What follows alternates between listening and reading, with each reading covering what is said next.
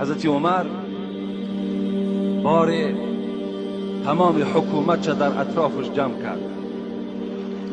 وقتی که در خلافت نشست، یعنی در پادشاهی که نشست بعد ابوبکر صدیق، حضرت در حال سروزیر خیرات کرد، تمام وزیرها تا گرفتن نزد من بیا، تمام شخصیتی که در حکومت من کار میکند همه را در نزد من حاضر کن. همه جمع شدند. حضرت عمر اولین سخنی که گفتند ای بندگان خدا، ناوابسته شما در کدام پایه حکومت من کار میکنید، اولین وظیفه که من در ذمه شما میگذارم این است که نماز در وقتش ادا کنید، بی نماز نباشید. فمن حافظ علیها حفظ دینه، کدام از شما گفت اگر نماز در وقتش میخواند معنای این را دارد که وی دفاع از اسلام کرده است و دین اسلام را محافظت کرده است و دین خودش را محافظت کرده است. و من ضیعها، اگر کدام شما مبادایی که وظیفه شما، مبادای پولداری شما اگر سبب شد و شما نماز ضایع کردین، پس من از شما باوری ندارم که این جمعیت از دست شما آباد شود. شما وقتی نماز ضایع کردین، شما در این مردم مسلمان خدمت کردن نمیتوانید. این سخن حضرت عمر بود روزی که در تخت شاهی نشسته بود. حضرت عمر میدانستند که حدیث پیغمبر خدا را خوانده بودند که ان الله تعالی لا ينظر الى صوركم و الى اموالكم ولا الى اجسامكم ولكن ينظر الى قلوبكم و اعمالكم. و میدانست که پیغمبر خدا گفته بود که ای بندگان خدا هوشیار باشین که خداوند در پولداری شما نظر ندارد، در صورتهای زیبای شما نظر ندارد، در اولاد تو از کدام اولاد اجداد هستی، تو در کدام پایه کار میکنی، به این نظر نمیکنه، بلکه نظر میکرد از پروردگار ما الی قلوبکم و اعمالکم، فقط دلهای شما را نگاه میکنم، عملهای شما را نگاه میکنم که در دل تو چی نیت است و عمل تو چی گونه عمل است. حضرت عمر اینو میدانستند، خدا رحمت و مغفرتشان کنند، و میدانستند که یک زمان موقت من سروری میکنم و فردا که نزد پروردگار رفتم مرا از این نماینده ها میپرسد که اونها را دعوتی بر نماز کردی یا نکردی. چه مبارک بودن حضرت عمر. اگر تاریخ را ورق زنیم باور که انسان آب چشمش داشتن نمیتونه. چه مبارک حضرت یک خلافت کردن. باره میگوید حضرت عمر یک معرکه در آمدن که در اونجا محمد ابن مسلمه یکی از آدمای حقیقت گو بود، حقیقت را میگفت. کجروی کدام شخصی را که میدید همون زمان حقیقت را میگفت.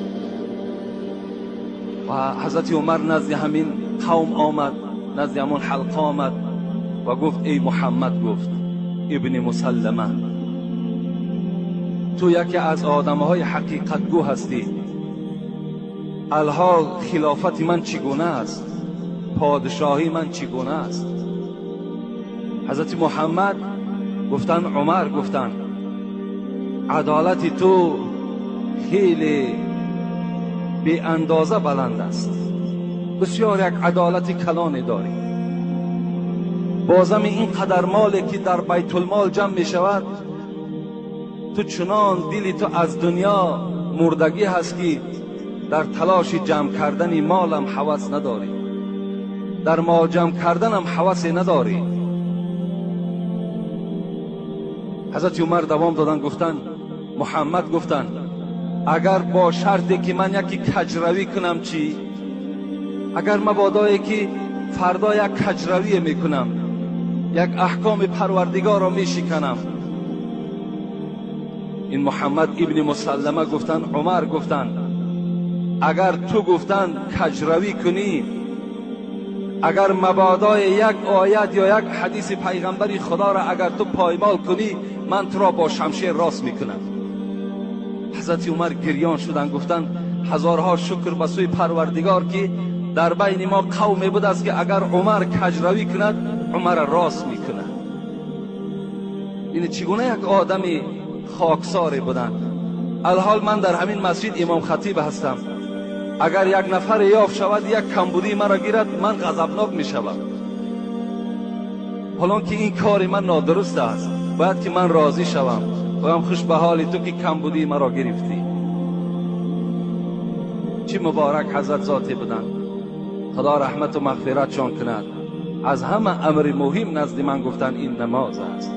کدام از شما گفتن در حکومت من کار میکنید، باید که نماز ادا کنید.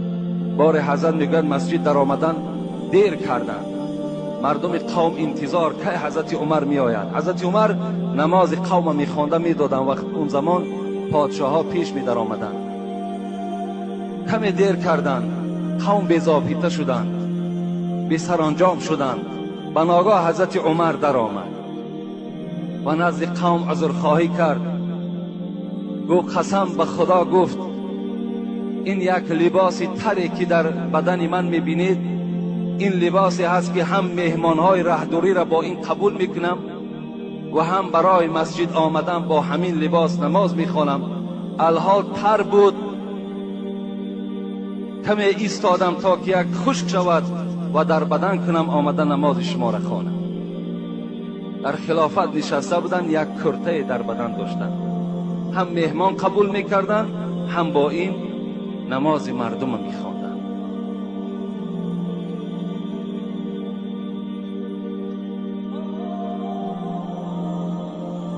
الحال سوال های خیلی زیاد است.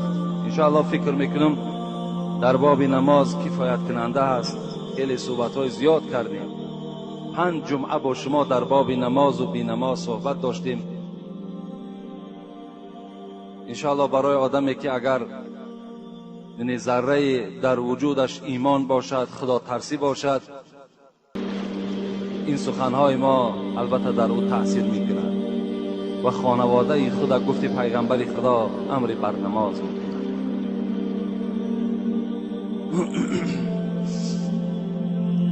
السلام علیکم داملای محترم.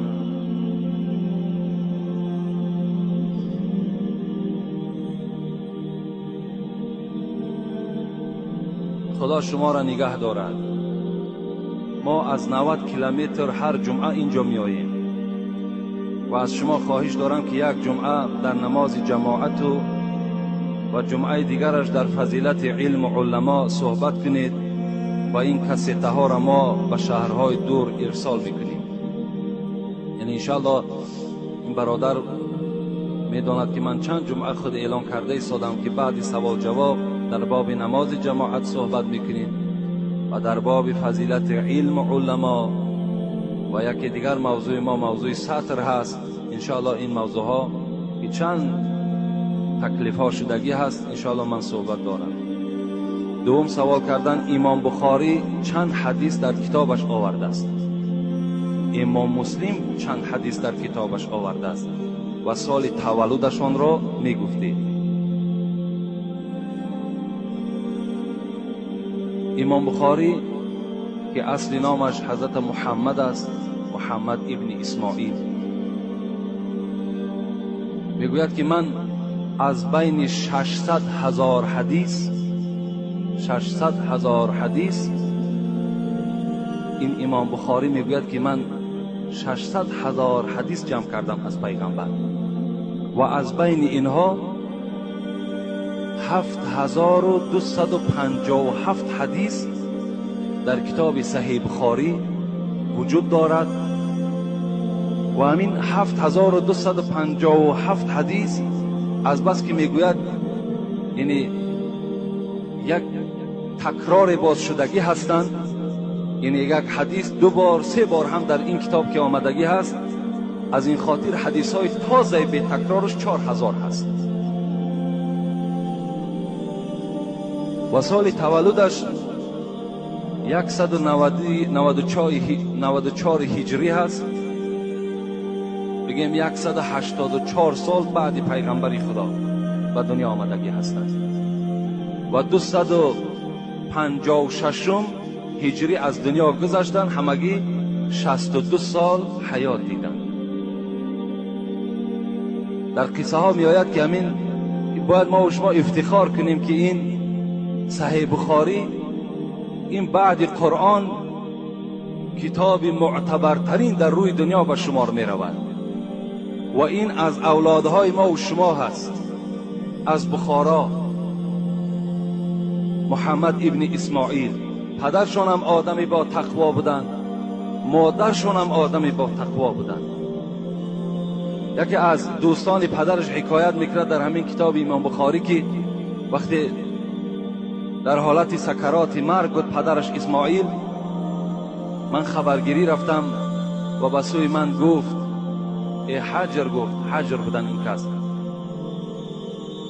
این قدر حیاتی که من دیدم، گفت قسم به خدا، گفت 1 درهم حرام در خانه من وارد شدگی نیست. 1 درهم حرام در خانه من وارد شدگی نیست. گفت و فرزندهاشم بسیار علاکه خودی همین فرزند محمد ابن اسماعیل خود گواهی میدهد که از چگونه اولاد البته به دنیا می آید. این از حساب لقمه حلال این فرزند به دنیا آمدگی هست. دیگه در خردیش وقتی که این محمد تولد شد پدرشون از دنیا گذشتند. در آوان خردی میگوید همین محمد ابن اسماعیل نابینا شدند. خرد بودن میگد نابینا شدند. مادرشون بی نهایت غم میخورد و پیوسته شبها نماز تهجد داشت میگد زاره و تولا به درگاه پروردگار میکرد که خدایا این فرزند مرا بینا بگردان. شب از شبها میگوید در خوابش حضرت ابراهیم خلیل الله در آمد و گفت ای مادر، گفت این زاره و تولایی که تو به سوی خدا کردی، خداوند دعای تو را اجابت کرد و فرزند تو را بینا گردانی. این مادر میگوید من از جا خیستم، تا زمان پیش فرزند میرفتم صدای همون ابراهیم از گوش من دور نمیرفت. همین صدای می آمد که فرزند تو شفا یافت، فرزند تو شفا یافت. آمدم نگاه کردم که این محمد شفا یافتگی از چشمهاش مثل چشمهای بینا میگه گشاده شدگی بود. 10 ساله بودن که حضرت الک حدیث از یاد میگفتن. 10 سالگی ده الک حدیث از یاد میگفتن. این هم یک افتخار مردم ما و شما است که ما صحیح بخاری داریم. و امام مسلم ابن حجاج نیشاپوری سال تولدش 204 هم گفتند، 206 هم گفتند، 216 هجری هم گفتند. و این حضرت 4000 حدیث در کتاب خودش جمع کردگی است که اینش به اینش باز تکرار آمدگی هست. این یک مختصرا جواب این برادری که برای ما گفتند. و آخر دعوانا ان الحمد لله رب العالمین. آمین یا رب العالمین.